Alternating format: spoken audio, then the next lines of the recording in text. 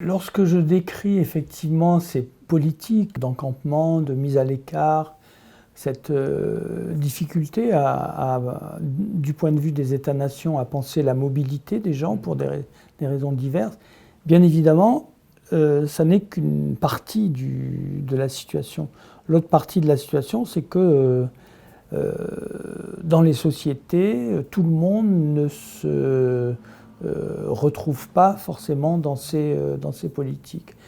Donc une des manières en Europe, une des manières de critiquer ce que faisaient les États face à l'arrivée de migrants, et ça a été particulièrement le cas en 2015, mais ça existait déjà avant, ça a continué après. Une des manières de critiquer les États, c'était de dire qu'ils étaient inhospitaliers. C'était l'inhospitalité. C'est d'abord l'inhospitalité qui nous a fait réagir. Et face à cette inhospitalité, c'est-à-dire le fait de ne pas bien recevoir des gens, on va dire, de plus en plus de personnes ont fait quelque chose, ont voulu faire quelque chose, se sont sentis moralement et peut-être politiquement, pour certaines, moralement et politiquement, humainement, obligés de faire quelque chose. Ça nous oblige. Quand on dit ça nous oblige, c'est-à-dire, à peu près, au moins 40 000 morts en Méditerranée depuis le milieu des années 90, on va dire depuis la création de l'Europe de Schengen, 95, à aujourd'hui, il y a au moins 40 000 personnes qui sont mortes en Méditerranée. Donc ça nous oblige à réfléchir sur cette dimension inhumaine de l'état du monde, et ça nous oblige aussi à faire des choses, à faire quelque chose. Alors, critiquant les États pour leur inhospitalité, de plus en plus de personnes et d'associations ont appelé au devoir d'hospitalité.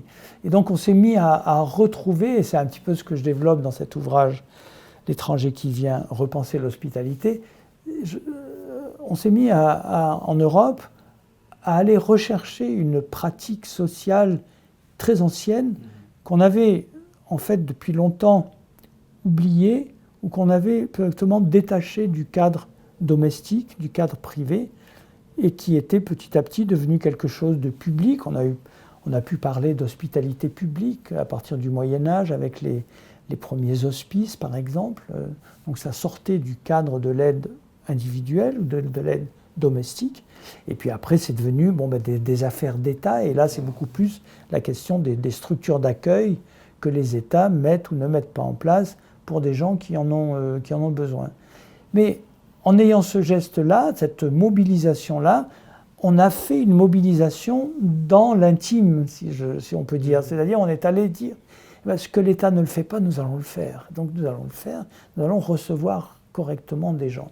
Et donc beaucoup de gens se sont mobilisés en Europe, beaucoup en France, en Italie, en Espagne, en Allemagne et dans d'autres pays européens, pour faire ce geste d'hospitalité, donner à manger déjà, c'est tout le mouvement des petits-déj, comme on dit, dans le nord de Paris, donner à manger régulièrement, accueillir des gens pour un moment à la maison, pour qu'ils puissent se laver simplement, par exemple, et puis petit à petit leur donner une place chez soi et les accueillir à la maison.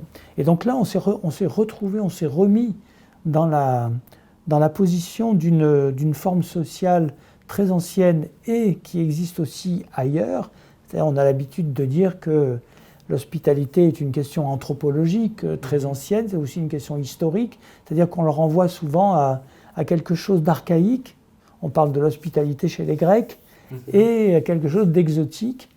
On parle de l'hospitalité chez les Inuits et d'autres. Et donc je suis allé rechercher à la fois dans mes terrains plus anciens, en Afrique en particulier, quand j'ai travaillé auprès de migrants et marchands Haoussa qui ont tout un langage et une pratique très, très répandue et très instituée de l'hospitalité, et en comparaison aussi dans la culture arabe, dans la culture inuite, dans la culture des Afghans Hazara, aller voir quelles étaient un petit peu leurs règles, quelles étaient leurs pratiques, leurs rituels d'hospitalité.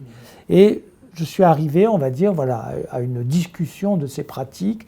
Je pense que, qui peuvent aussi se traduire, enfin qui ont été traduits aussi par les lecteurs, des fois comme des recommandations, ou un mode d'emploi, un petit peu l'hospitalité mode d'emploi, si on veut, en disant il y a certaines règles plus ou moins universelles finalement de l'hospitalité.